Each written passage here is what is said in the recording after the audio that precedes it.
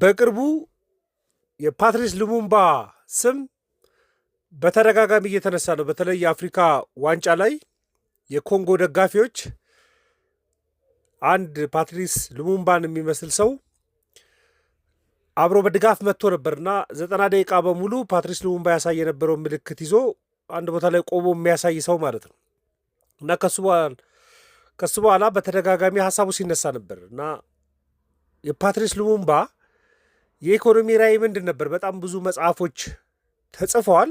ግን ጠቅለል ባለ መልኩ ምንድን ነበሩ የፓትሪስ ሉሙምባ የኢኮኖሚ ራዕዮች እና ትልልቅ የኢኮኖሚ ውሳኔዎቹ ምንድን ነበሩና ደግሞ ለነጻነት ሲል የከፈላቸውን ዋጋዎች በተወሰነ መልኩ ሀሳብ ልሰጣችሁ ፈልጌያለሁ። ጊዜው በጣም የረዘመ ቢሆንም አፍሪካ ውስጥ አንዳንድ ብቅ ብለው የጠፉ መሪዎች ነበሩ። የፓን አፍሪካም አስተሳሰብ የነበራቸው ትልልቅ የኢኮኖሚ አስተሳሰብ የነበራቸው መሪዎች ነበሩ። ከዛ መካከል የፓትሪስ ሉሙምባ አንዱ ነው። የኮንጎ የነጻነት ታጋይ የነበረ ነው።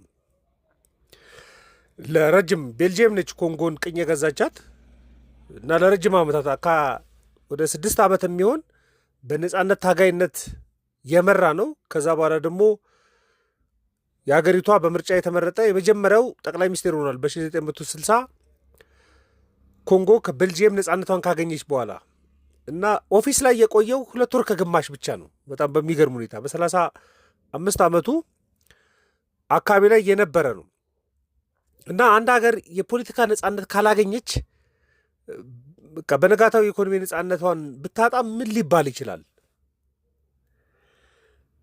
ስለዚህ የኮንጎ የነጻነት መሪ ፓትሪስ ሉሙምባ ይህን እውነት ነው የተረዳው። በቃ እኛ ፖለቲካል ነጻነት አገኘን፣ ግን ለካ በነጋታው የኢኮኖሚ ነጻነትም ሊጠፋ ይችላል የሚል እና የኢኮኖሚ ነጻነት በኢኮኖሚ ራስ መቻል ከእሱ ጋር አብሮ ካልተጣጣመ በስተቀር በቃ ትርፉ ኢሉዥን ነው የሚል ሀሳብ የነበረው ነው እና ዛሬ የኢኮኖሚ አስተሳሰቦችን ለመስራት የሞከራቸው ጉዳዮች እና በጫና ውስጥ የወሰዳቸው አንዳንድ እርምጃዎች አሉ እና ዋጋ ያስከፍሉትም እርምጃዎች አሉ።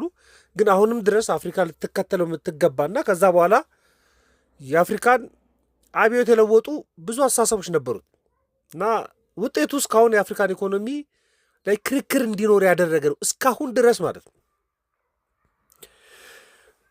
ኮንጎ ቅኝ ግዛት ተይዛ የነበረው በቤልጅየም ነው። በጣም የሚገርማችሁ ኮንጎ የቤልጅየምን 76 እጥፍ ትበልጣለች። በጣም ነው የሚገርመው። በጣም ትልቅ ነች ኮንጎ። የጀርመንን አሁን ለምሳሌ 6 እጥፍ ትበልጣታለች ጀርመንን። ፈረንሳይን 4 እጥፍ ነው የምትበልጣት። እንግሊዝ የኮንጎን 10% ብቻ ነው የቆዳ ስፋቷ። የኢትዮጵያ እጥፍ ነች ኮንጎ። በጣም ግዙፍ ነች። አሁን የ114 ሚሊዮን ህዝብ መኖሪያ ነች። በ1960 ነፃ እንኳ ስትወጣ 15 ሚሊዮን ህዝብ የነበረባት ነች እና በትንሽየዋ ሀገር በቤልጅየም ቅኝ ተገዝታ ነበር። ያው እንግዲህ ቅኝ በጣም ብዙ ሀገራቶች ይገዙ ነበር ከኢትዮጵያ በስተቀር። በ1960 ነው ነፃነቷን ያገኘችው እና የአንጎላ፣ የዩጋንዳ፣ የሩዋንዳ፣ የቡሩንዲ፣ የታንዛኒያ፣ የኮንጎ አዋሳኝ ነች። እነዚህ ሀገራቶች የሚያወሰኗት በጣም ግዙፍ ሀገር ነች እና በ1960 ነፃ ስትወጣ በጣም ይታገሉላት የነበረው ዋና ታጋይ የነበረው ፓትሪስ ሉሙምባ ነበር እና ደግሞ የመጀመሪያውም በዲሞክራሲያዊ በሆነ መንገድ የተመረጠው የመጀመሪያውም ጠቅላይ ሚኒስትር እሱ ነው። ስለዚህ ኮንጎ ከቅኝ ግዛት ተጽዕኖ ነፃ ለማውጣት በጣም ትግል አድርጓል። የቤልጅየም አስተዳደር እንዲቆም በጣም ትግል አድርጓል እና ደግሞ የነጻነት ወቅት ላይ አንድ ያደረገው ንግግር አለ። አሁንም ድረስ ጥርሱ ውስጥ ከቶታል የሚባለው በምክንያትነት አሁንም ድረስ የሚገለጸው የዛን ጊዜም ለመሞቱ ምክንያት የሚሆነው ለ2 ወር ከግማሽ ብቻ በፕሬዚዳንትነት በጠቅላይ ሚኒስትርነት እንዲቆይ ያደረገው ምክንያት የሚባለው በነጻነት ቀን ላይ ያደረገው ንግግር ነው እና እንግዲህ ቤልጅየም ጨቋኝ ስለመሆኗ ተናግሯል። እንግዲህ ለአፍሪካኖች የዛን ጊዜ ንግግሩ ኩራት ያስባለ ነው። ነገር ግን ለምዕራባውያኖች ጥርስ ውስጥ የከተተው ነው። ንግግሩ ኤክስፔክት ይደረግ ነበር። በቃ ከቤልጅየም ጋር ተስማምተን ኢኮኖሚን አስተካክላለን ይላል ተብሎ ሲጠበቅ፣ ለምሳሌ የነ ማንዴላ አይነት አፕሮች ማለት ነው። ከእንግሊዝ ጋር በጋራ ትብብር ደቡብ አፍሪካን የተሻለ ቦታ ላይ እናደርሳለን የሚል አስተሳሰብ አለ። ፓትሪስ ሉሙምባ ደግሞ እንደዛ አይደለም፣ በተቃራኒው ያለ አይነት አቋም ነው። ስለዚህ ለኮንጎ ሲባል የኮንጎን የተፈጥሮ ሀብት መቆጣጠር አለብን። የውጭ እንግዲህ በወቅቱ ላይ ቤልጂየም እና የምዕራባውያን ሀገራቶች የኮንጎን የውጭ የማዕድን ያውጡ ነበር፣ በጣም ይጠቀሙ ነበር በከፍተኛ ሁኔታ ማለት ነው። ይሄ ነገር እንዲቆም ይፈልግ ነበር እሱ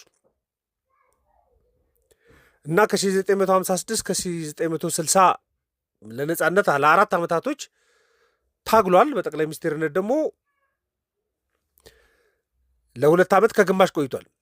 እና እሱ ልክ ከቅኝ ግዛት ስትወጣ ኮንጎ ከቅኝ ግዛት ነጻ ሲያወጧት በ1960 ሀገሪቷ የወረሰቻቸው እውነቶች ነበሩ።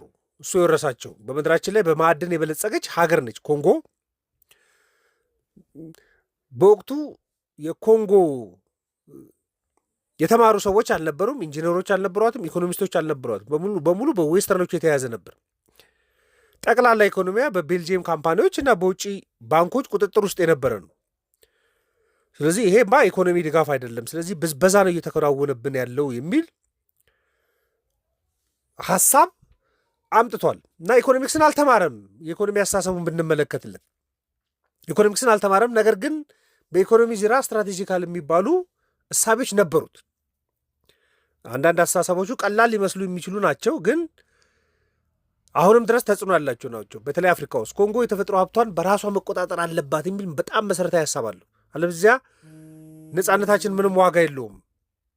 በቃ ነፃ መውጣት ሪሶርሳችንን መቆጣጠር የሚያስችለን ካልሆነ በስተቀር እንደ ነፃነት ሊቆጠር አይችልም የሚል ሀሳብ ነበረው። ስለዚህ ለዚህ አስተሳሰቡ 3 ነጥቦችን በመሰረታዊነት አቅርቧል። አንደኛው የኢኮኖሚ ነፃነት፣ ኢኮኖሚክ ናሽናሊዝም ያስፈልጋል። ኮንጎ የምትታወቅባቸው ማዕድኖች አሉ። አንደኛው በጣም በሚታወቀው በዓለም ላይ እንደ ኮፐር ነው፣ ኤሌክትሪክ ገመድነት የሚያገለግለው።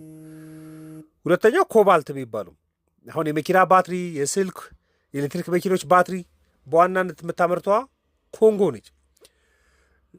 ዩራኒየም በቃ ለኒውክሌር የሚያገለግለውን ዩራኒየም የሚመረትባት ሀገር ነች። ወርቅ፣ ዳይመንድ፣ ኢቭን አሁንም ነዳጅ በጣም በከፍተኛ ሁኔታ የምታመርት ነች እና ለውጭ ባለሀብት እንጂ ለኮንግሊስ ምንም ጥቅም የለውም። ስለዚህ እሱን ናሽናሊዝም ማስጠበቅ አለብን የሚል ሀሳብ አራመደ። እንዴት እየተጋጨ እንደመጣም በዛው እንድትገነዘቡ ነው። ሁለተኛ በመንግስት ቁጥጥር እድገት መምጣት አለበት ብሎ ያስብ ነበረ። የአንድ ሀገር ኢኮኖሚ እንዲረጋገጥ የኢኮኖሚ ነፃነት፣ ኢኮኖሚክ ናሽናሊዝም፣ ሪሶርስን መቆጣጠር ያስፈልጋል የሚለው ሀሳብ አንድ ነው። ሁለተኛው ደግሞ በመንግስት ቁጥጥር ውስጥ ነው እድገት መምጣት አለበት። አስቡ እንግዲህ የዛሬ 1960 ማለት የዛሬ 60 ዓመት ማለት ነው የምናወረው። ይህንን በዛ ወቅት ላይ ማሰብ በጣም የሚገርም ነው። ስለዚህ ከቅኝ ግዛት በኋላ መንግስት ምን ማድረግ አለበት ብሎ ያምናል? ኢንቨስትመንቱን መቆጣጠር አለበት፣ መሰረተ ልማቱን መቆጣጠር አለበት፣ ኢቨን ማህበራዊ አገልግሎቶችን መምራት አለበት። እንደሱ ካልሆነ በስተቀር የግል ሴክተሩና የውጭ ባለሀብቶች ይህን ቀዳዳ ሊደፍኑት አይችሉም፣ ይህንን ሁሉን አቀፍ እድገት ሊያረጋግጡ አይችሉም ብሎ ያምናል። አሁንም ያለው ችግር እሱ ነው። ሶስተኛው ይሄ በቃ የዘረፋ አይነት ምልክት ያለባቸውን የቀኝ ግዛት ስልቶች ማጥፋት በደንብ ያስፈልጋል።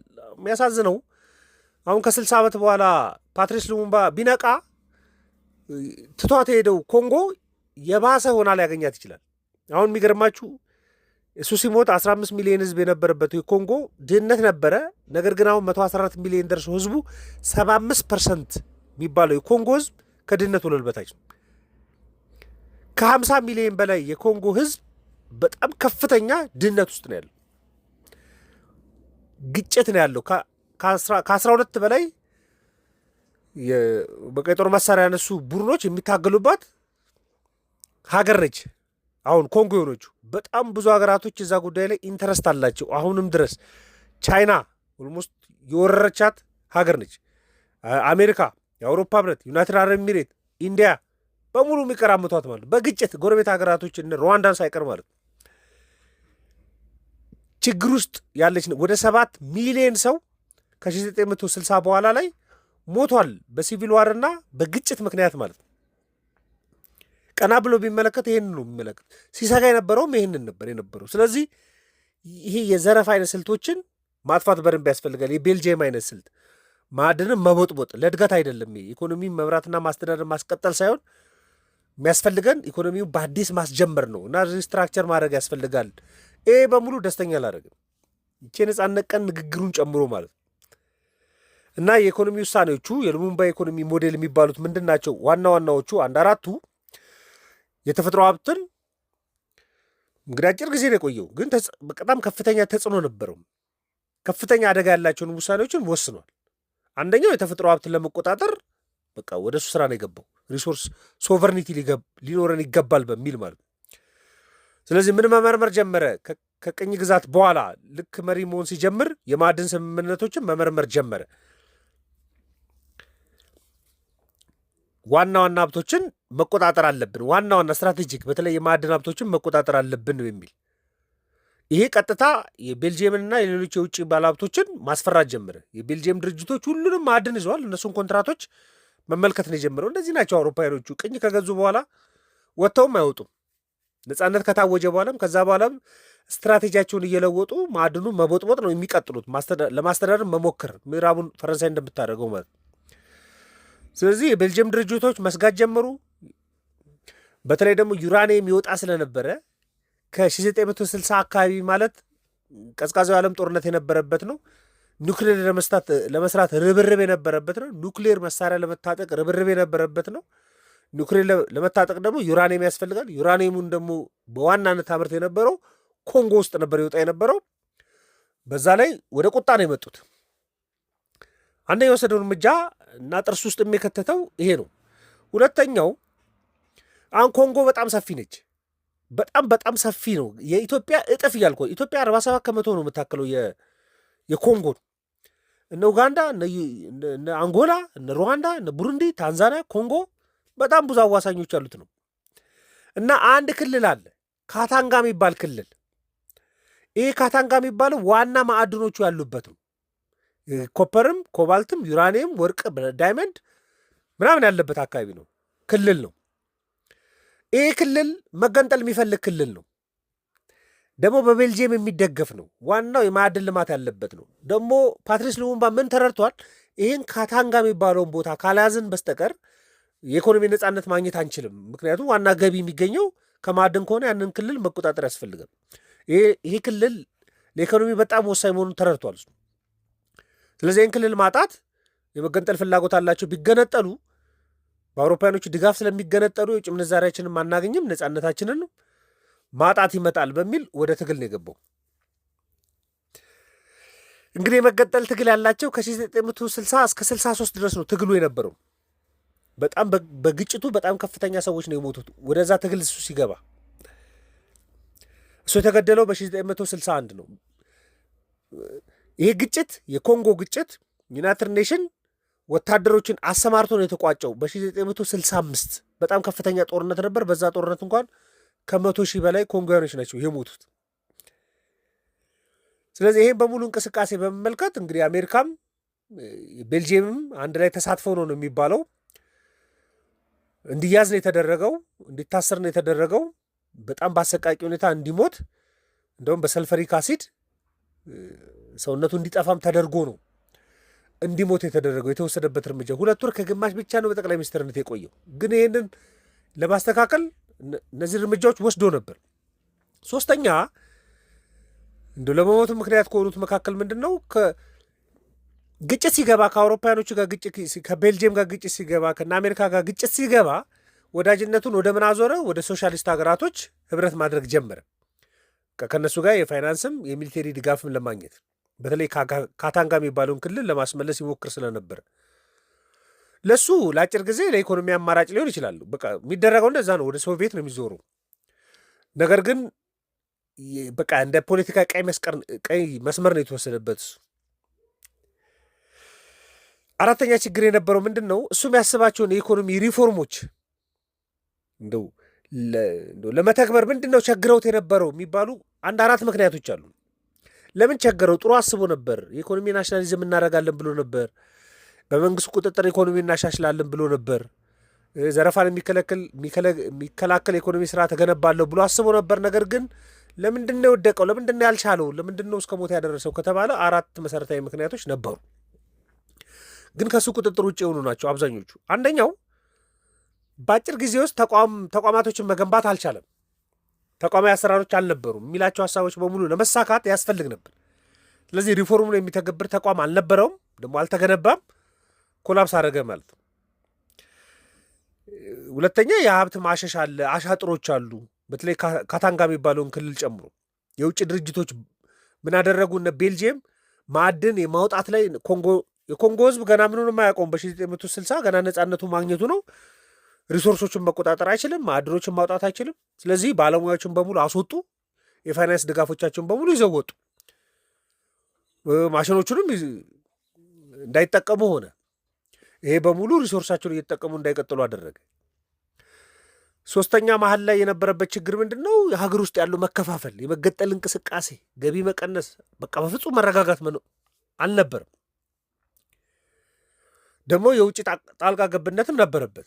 ኢቨን ኢኮኖሚ ሪፎርሙ ከመጀመሩ በፊት ነው ኮላፕስ ያደረጉት። ፓትሪስ ሉሙምባን በሚያሳቅቅ መልኩ እንዲሞት የተደረገውም ለዛ ነው። ይኸው ከዛ በኋላ ኮንጎ አሁን የሚሰጋው ድረስ በጣም ግጭት ያለበት ነው። ኮላፕስ ያደረገ ስቴት ነው ኮንጎ። አንዳንድ ጥናት ስንመለከት ኮንጎ ብትረጋጋ ምናልባት የምታመርተው ምርት ከ2 ቢሊዮን ህዝብ በላይ መመገብ የሚችል ነው የሚል ጥናት ከዚህ ቀደም ተመልክቼ ያውቃል። በጣም ሰፊ ነው። ከነ አማዞን ቀጥሎ በጣም ደን ያለበት ነው። አንዳንድ ማዕድኖች 66 ከመቶ የሚሆነው ከኮንጎ ነው የሚመረት። ምናልባት አንዳንዴ እንደውም ምን ይባላል እጃችን ላይ ያለው ስልክ ኮንጎ ባትኖር ኖሮ ላይኖር ይችላል የሚባሉ ሀሳቦች ራሱ ሲነሱ ተመልክቼ ያውቃል። የነ ኮባልትን የነ ኮፐርን ያላትን የምርት መጠን በመመልከት ማለት እና በቀላል ቋንቋ ሉሙምባ ስትራቴጂ ቢኖረውም ግን ስራውን እንዴት ማስኬድ እንዳለበት መንገዱ አልነበረውም። ግን ሀሳቡ ነበረው። ፓን አፍሪካኒዝምን አቀንቁናል የሚባለው ለዛ ነው። ውጤቱ እንደው በፍጥነት የታየው እንደው ያው በአጭር ጊዜ መከራ ነው የሆነው። ፓትሪስ ሉሙምባን ከገደሉ በኋላ ቤልጅየም እና አሜሪካኖች ከገደሉ በኋላ በጣም ብዙ ግጭት ነው የነበረው ኮንጎ ውስጥ። ሲቪል ዋር ነበረ በ1966 እስከ 97 ወደ ሲቪል ዋር ነገሮች ነበሩ። እስከ 2003 ሌላ ሲቪል ዋር ነበረ። 30 ዓመት ሙሉ ኮንቲኒስ የሆነ ግጭት አለ። ከ7 ሚሊዮን ህዝብ በላይ ነው የሞተው ስደት ውስጥ ያለው። ልክ እሱ ሲሞት ኢኮኖሚ ፓራላይዝ ነው የኮንጎ ኢኮኖሚ። አሁን እንኳን ያችን የምታክል ማዕድን ያላት ኮንጎ 97 ቢሊዮን አይበልጥም ጠቅላላ ሀገር አይብርቷ።